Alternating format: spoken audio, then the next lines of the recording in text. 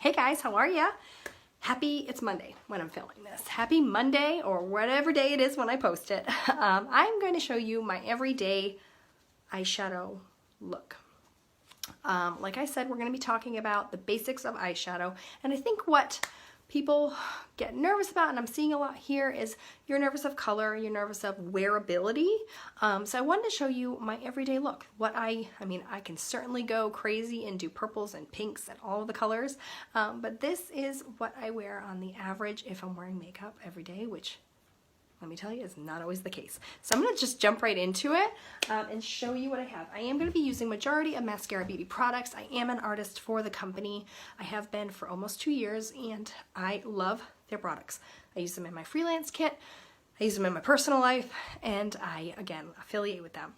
So anyone can be an artist. We actually have an incentive coming up on January 17th. If you would like to learn more about that, you can certainly message me and I will just give you some information about the artist program and joining my team, Maskcara Team Relentless. So, natural eye, let's do it.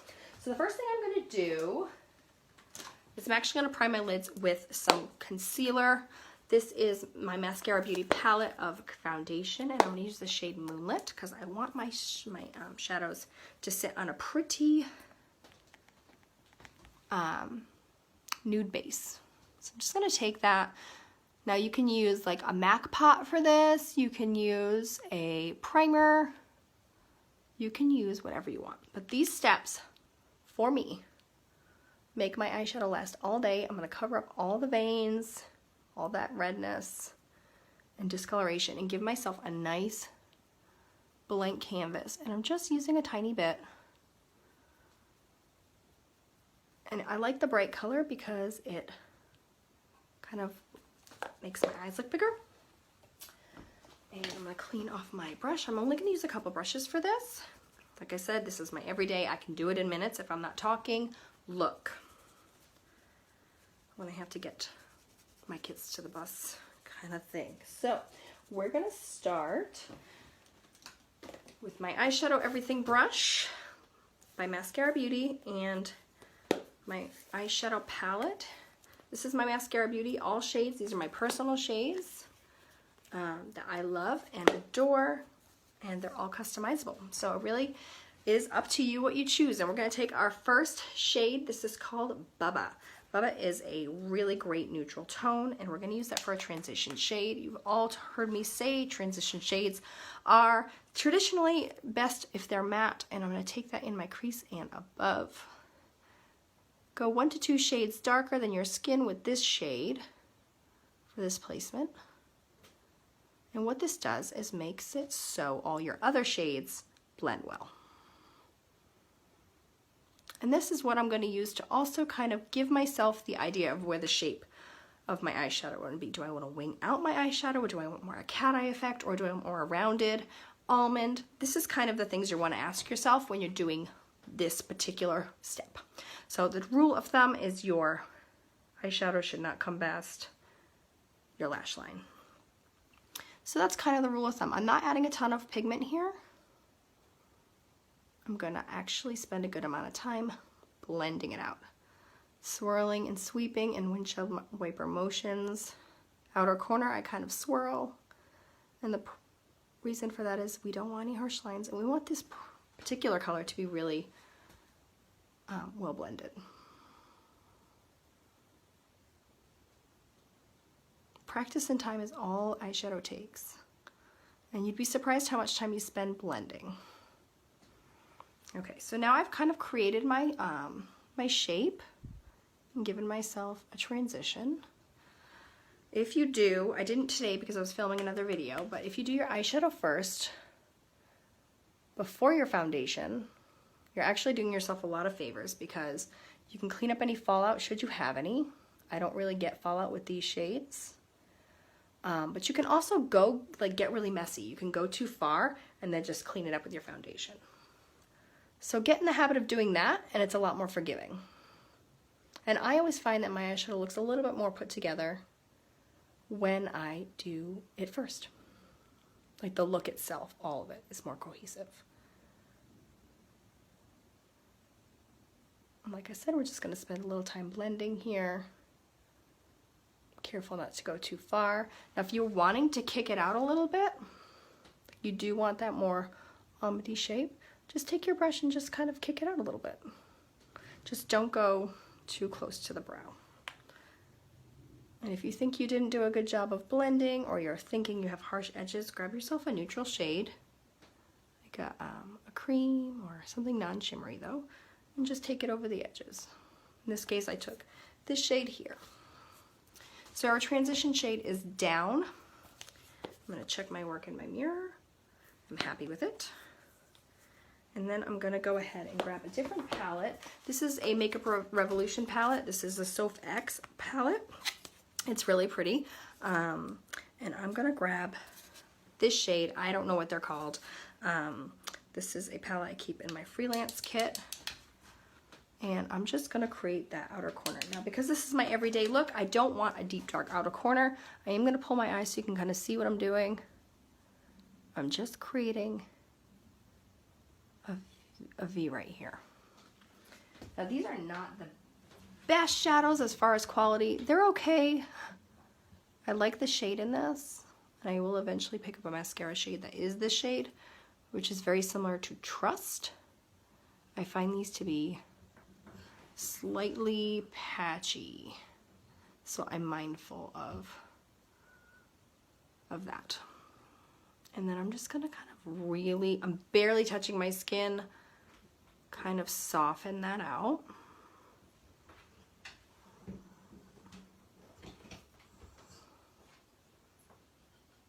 I'm not adding pigment to my brush because, like I said, I don't want a deep dark outer corner. I just want a little bit of dimension there.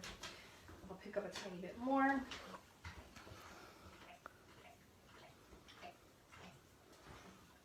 My dog.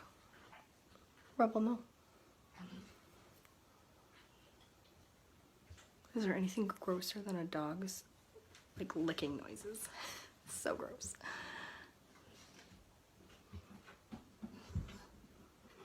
Just trying to make sure you all can see what I'm doing. I'm just kind of taking it on that outer V. But I am dragging it a tiny bit into the crease because I want to deepen it slightly. So I just picked up a little more of that brown or that darker brown, and I'm gonna kind of spend some time blending it. Like I said, it's just because the shadow isn't the best of quality. I don't think it's awful, it's just, I would say it's okay. But I do have to spend more time blending them than I do my mascara shadows. And you just make sure you're even. If you have mature eyelids like I do, technically, I like the kind of stamping motion.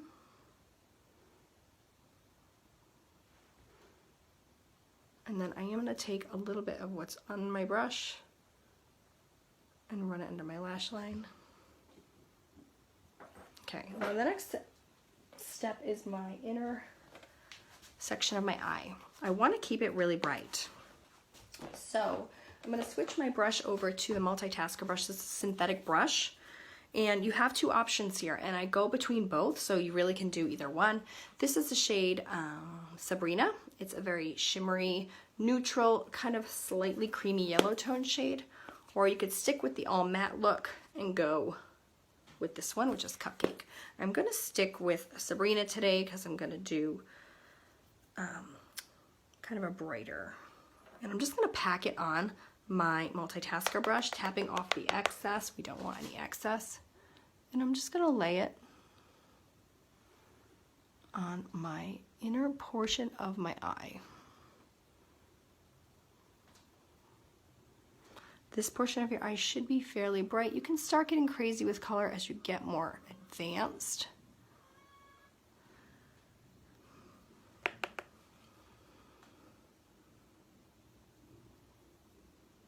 I'm just kind of patting it and sweeping it in, but because I'm using a synthetic brush, it's really pressing it into my lid, and it creates that brighter look. And that's literally it. Next, I will switch to liner. I keep my liner in my compact. This is our Black Friday liner. It's a cream liner. And I'm going to switch to the smaller end of this multitasker brush. So I've used two brushes for this entire look, I am going to go ahead and pick up a good amount, and I'm going to smudge it into my lash line. This liner is so easy to work with, so dark black. It's just beautiful. I actually like it more than I thought I would, and I'm actually going to create like a faux wing. Just going to kick it out a tiny bit and lift that outer corner. You don't have to get crazy with wings. I do have some really cool hacks to share you with the wings that I've been kind of working on, because even I struggle with a wing. And we'll do the other side.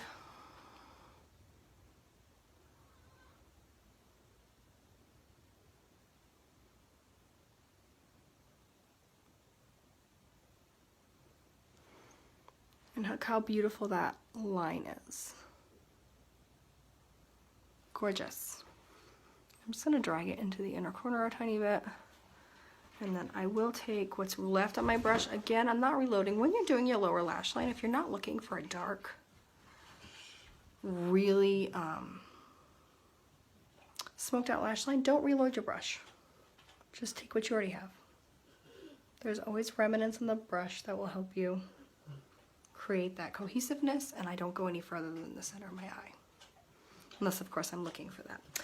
And then the last step, of course, always, is mascara. I'm going to use Too Faced Better Than Sex because it's what's in my cup here. I do like it. I think it's pretty expensive. If you want a dupe for it, Lash Paradise by L'Oreal is good. And actually, I kind of almost like it better.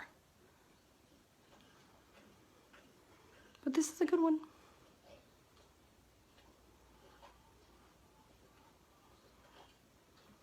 And that is it.